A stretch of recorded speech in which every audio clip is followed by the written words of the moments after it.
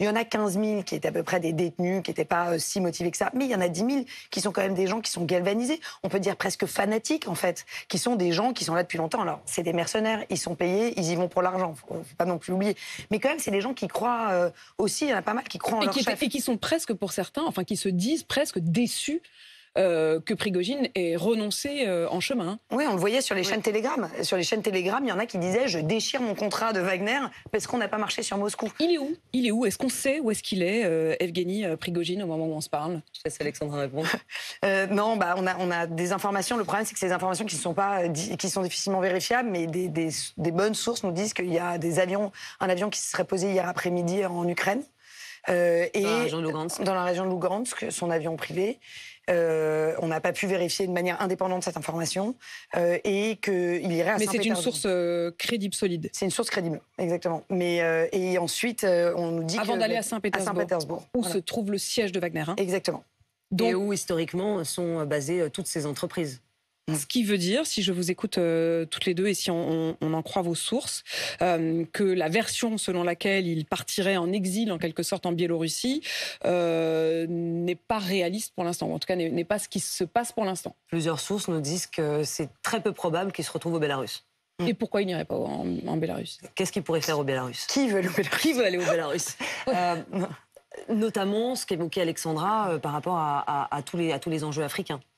Ils ont encore besoin de lui pour qu'il continue à piloter les Russes qui sont aujourd'hui en Afrique. Est-ce que...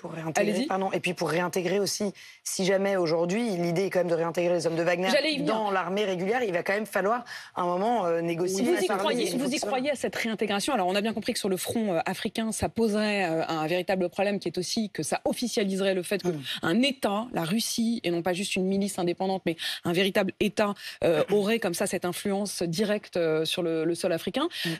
Mais pour ce qui est en revanche de la guerre en Ukraine, c'est-à-dire de ceux qui combattent en Ukraine, est-ce qu'ils peuvent encore combattre sous l'étiquette Wagner? C'est assez compliqué. Le scénario le plus probable de ce qui peut se passer, c'est que sur les 27 000 hommes de Wagner qui étaient en Ukraine à la fin du mois de mai, début juin, il y en a 16 000 qui étaient des mercenaires professionnels, dont certains qui avaient déjà été déployés sur des terrains africains qui vont y retourner.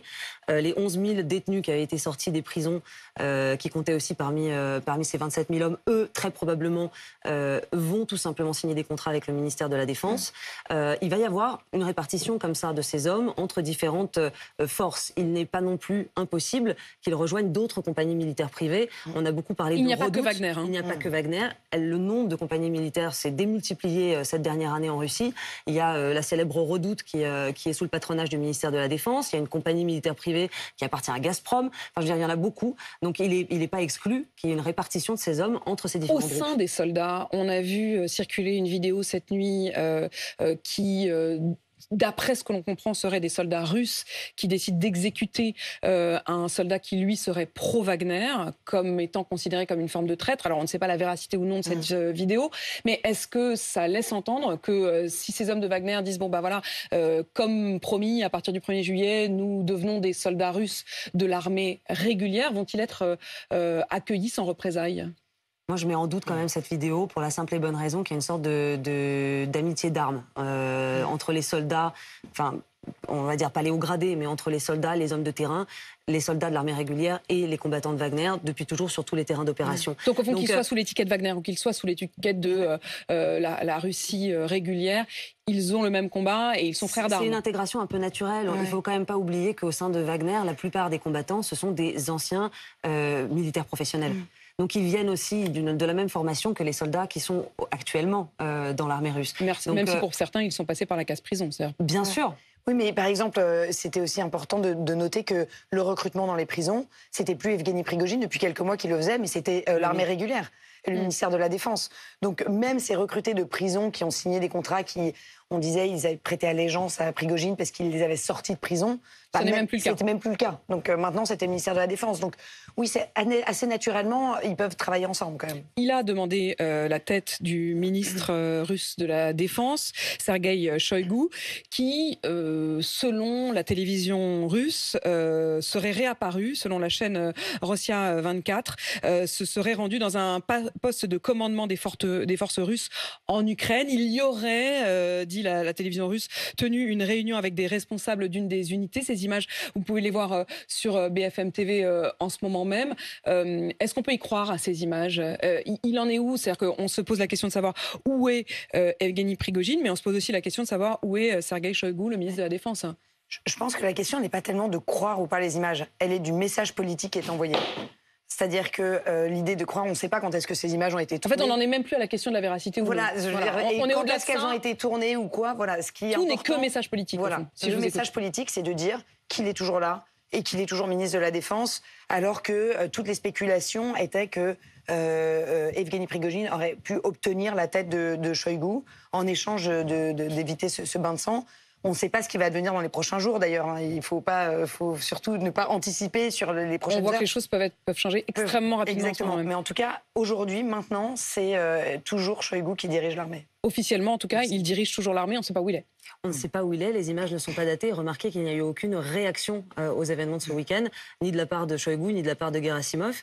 Donc, on peut quand même se poser la question de savoir si ils sont toujours libres de leur mouvement ou... Alors, il y a certaines chaînes Telegram ce matin, côté russe, qui sont plutôt bien informées auprès des services de sécurité russes, qui affirmaient que Sergueï Shoïgu était en détention et qu'il était sous bonne garde. En tout cas, si je vous écoute, si Vladimir Poutine avait voulu les mettre en avant et montrer qu'ils sont toujours en commandement, on les aurait vus. On les aurait peut-être vus en sa compagnie, assis à la même table, en train d'évoquer les événements du week-end. Ce qui n'a pas été le cas. Vladimir Poutine lui-même, il est toujours au Kremlin? On ne sait pas. On sait pas. On ne sait pas. Il y a plusieurs théories sur l'endroit où il se trouverait. Ça serait Sochi, Valdai ou dans la région de Tver, ou bien à Moscou. Qui est le plus fragilisé aujourd'hui après ces 48 heures en Russie? Est-ce que c'est Evgeny Prigojine ou est-ce que c'est Vladimir Poutine? Franchement, les deux ont quand même beaucoup perdu. Evgeny Prigojine, il n'a plus son armée. Enfin, il va perdre son armée, ce qui est quand même... Et vraisemblablement, juste, je voudrais rappeler que Evgeny Prigojine, avant tout, est aussi un mafieux, quelqu'un qui a gagné beaucoup d'argent et un oligarque, contrairement à ce qu'il veut faire oublier. Et il avait des contrats, et son argent venait des contrats qu'il avait avec le ministère de la Défense, en partie sur la fourniture des cantines de soldats. Là, on voit mal les contrats continuer. Donc déjà, la source d'argent et de revenus va peut-être se tarir.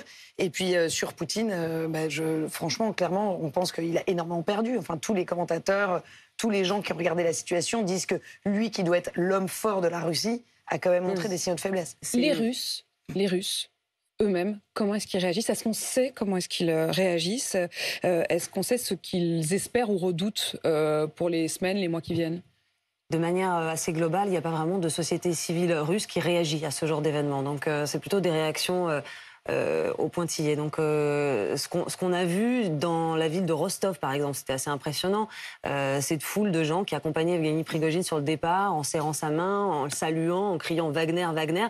Quelque chose qu'on n'attendait pas. Très, très honnêtement, moi, je ne m'attendais pas du tout à voir ça. Dans les grandes villes comme Moscou, Saint-Pétersbourg, c'est plutôt une crainte de voir l'armée se déployer aux portes de la capitale. Il y avait quand même une certaine tension. Mais globalement, la réaction des Russes, elle suit aussi le ton qui est dicté à la télévision d'État, qui est le chef du Kremlin a la situation sous contrôle, Evgeny Prigojine est un traître. Et ce qu'il ne faut pas oublier, c'est que d'un point de vue, vraiment dans la mentalité russe, cette notion de traîtrise, elle est très importante. Tu ne peux pas trahir et aller contre ton propre peuple en temps de guerre. Et le fait qu'il ait fait ça, ça lui a aussi valu la perte de certains soutiens, notamment dans les milieux d'ultra-droite, qui ont justement regardé... Qui sont d'abord nationalistes. Qui sont d'abord nationalistes et patriotes, et qui ont vu cette action comme étant justement une traîtrise vis-à-vis du peuple russe, qui est en train de mener une guerre pour sa survie face à l'OTAN, face à l'Ukraine et tout ça. Donc ce narratif-là est très présent aujourd'hui, cette notion de traîtrise très importante. Merci à toutes les deux d'avoir pris le temps ce matin de nous informer au plus près donc de ce qu'est véritablement Wagner. Wagner, l'armée de l'ombre de Poutine. Voilà le nom de votre documentaire qui a été primé. Vous avez reçu le prix Albert Londres. Alexandra Jousset et Xenia Bolchakova. Merci à toutes les deux. Il est 8h54 sur RMC BFM TV.